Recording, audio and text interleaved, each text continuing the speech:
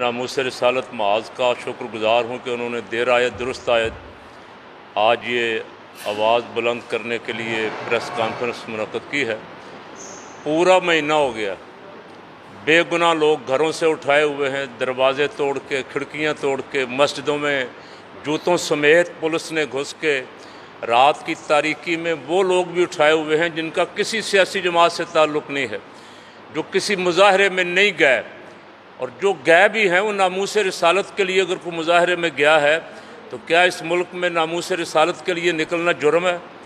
126 दिन वाले धरने वाले तो इक़्तिदार में बैठे हुए हैं, और जो नामूस रिसालत के लिए निकले, जिन्होंने कोई तोड़ फोड़ नहीं की, जिन्होंने कोई तशद्दुद नहीं किया, जिन्होंने कोई लाक़ानूनियत का रास्ता नहीं अपनाया, उनको भी पकड़ा है, और जो बेचारे गए भी नहीं उनको भी पकड़ा हुआ है। तकरीबन सवा में पूरा रमज़ान मुबारक और ईद उनकी जेलों में गुजरी है। उनके घर वालों को कोई पता नहीं है वो कहाँ हैं। अब पुलिस ने उनके ख़िलाफ़ कोई पर्चे FIR नहीं काटी। अब आके जब उनके वो रसा पीछे पहुँचे हैं उनके घर वाले, अब FIR कट रही हैं। मैं पूछता हूँ कि पाकिस्तान की अदालतें कहाँ हैं? इंसानी हकूक़ वाले कहाँ हैं? यहाँ को कुत्ता पकड़ा जाए किसी का बड़े का तो उसके लिए अदालतें सू मोटो नोटिस लेती हैं। यहाँ पाकिस्तान के वो तबका जो मुहिब्बे वतन है, जिसने हमेशा दहशतगर्दी के ख़िलाफ़ कुर्बानियाँ दी, और उसकी बहुत बड़ी उसका ज़िंदा सबूत हमारे पास डॉक्टर सरफराज नईमी साहब शहीद रहमतुल्लाह अलैह की सूरत में उनके मज़ार के पास हम बैठे हुए हैं। जिस तबके ने दहशतगर्दी के ख़िलाफ़ कुर्बानियाँ दी हैं, उस तबके को अब दहशतगर्द बनाया जा रहा है। कहा जा रहा है कि ये दहशतगर्द हैं जो घरों में बेचारे आराम से सोए हुए थे, जो 2-3 दिन अगर तरावियाँ पढ़ा के फ़ारग हुए थे, और फिर इंतज़ामिया ऐसे बेबसी का इज़हार कर रही है, और सरकारी एक सियासी पार्टी बेबसी का इज़हार कर रही है। तो इनको किसके आर्डर से पकड़ा है? अभी इंतज़ामिया को भी नहीं पता, पुलिस को भी नहीं पता, इदारों को भी नहीं पता, सियासी हुकूमत को भी नहीं पता कि इनको पकड़ा किस लिए है। तो यहाँ को इंडिया की हुकूमत है, इसराइल की हुकूमत है, पाकिस्तान में हुक्मरान कौन? हमें तो महीना हो गया ये समझ नहीं आ रही। आज तंग आमद बजंग आमद, हमने हर दरवाज़ा खटखटाया है, हर अफसर से कहा है, सियासी लीडरों से भी कहा है जो इस वक्त ज़िम्मेदारान हैं, लेकिन वो बेबसी का इज़हार कर रहे हैं।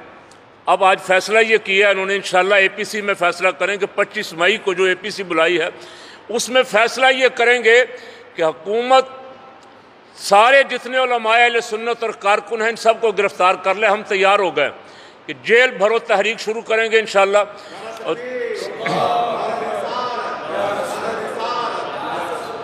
जेल भरो तहरीक भी ये सिर्फ लाहौर में नहीं, पूरे मुल्क में आप अंदाज़ा नहीं लगा सकते कि लोग बेचारे किस तरह बेकरार बैठे हुए, सिर्फ इस आवाज़ पे लब्बैक कहने के लिए कि कोई हमारा लीडर हमें आके आवाज़ दे के हम बाहर निकलें।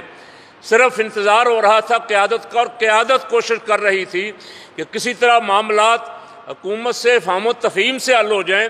लेकिन बेहद अफसोस के साथ कहना पड़ रहा है कि इंतज़ामिया ने जिस तरह हमारे साथ धोखाबाजी की है, इंतज़ामिया ने चक्करबाजी की है, और सियासी हुकूमत ने जिस बेबसी का इज़हार किया है, इससे तो बेहतर था खान साहब आपकी हुकूमत इस्तीफ़े दे देती, घर चली जाती।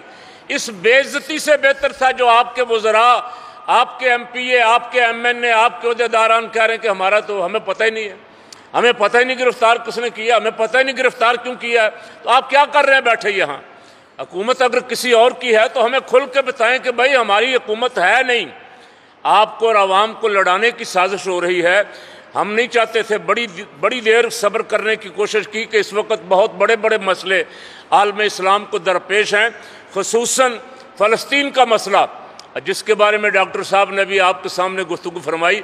हम किसी और मसले की तरफ आवाम को चाहते नहीं थे कि इनकी तवज्जो कहीं और जाए। आपके नाअहल वज़रा और मशीरों ने कोशिश की कि इस कौम को चांद के मसले में उलझा दें, कभी किसी मसले में उलझा दें। जिस महल्ले से आपने एक खतीब, इमाम, मुअज्जिन, मस्जिद का खादिम भी उठाया हुआ है, वो सारा महल्ला किस तरह सुकून के साथ रह सकता है? वो इंतज़ार कर रहे हैं कि हमें को आवाज़ दें। और आज हम आपको वार्निंग दे रहे हैं 4 दिन की, हुकूमत को 4 दिन की वार्निंग दे रहे हैं कि 4 दिन बाद हमारी APC है, उसमें इंशाल्लाह फैसला करेंगे कि पूरे मुल्क में निकलेंगे और अपने साथियों को रिहा करवाएंगे, या हम सब खुद भी इंशाल्लाह जेलों में जाएंगे। जेल भरो तहरीक शुरू करेंगे ताकि आपका ये हमें जेलों में बंद करने वाला शौक़ पूरा हो जाए। पहले पाकिस्तान बनाने के लिए कुर्बानियाँ दी थी, फिर दहशत गर्दी के ख़िलाफ़ कुर्बानियाँ दी, अब तुम्हारी इस गुंडागर्दी के ख़िलाफ़, तुम्हारे इस जुल्म सितम के ख़िलाफ़ भी अहले सुन्नत इंशाअल्लाह तैयार हो रहे हैं। इस जुमे फ़लस्तीन यौम फ़लस्तीन मनाने का चूँकि ऐलान हो गया, मैं और कोई बात नहीं करना चाहता।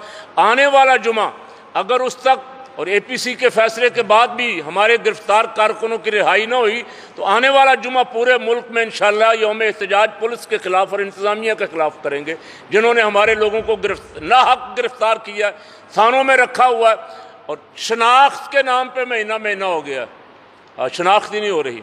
यानी किसी के ख़िलाफ़ आप FIR काटें, दूसरे दिन उसकी ज़मानत हो जाती है। हाँ, इस धोखे के साथ लोगों को रखा गया है कि कोई ज़मानत न किसी की हो सके।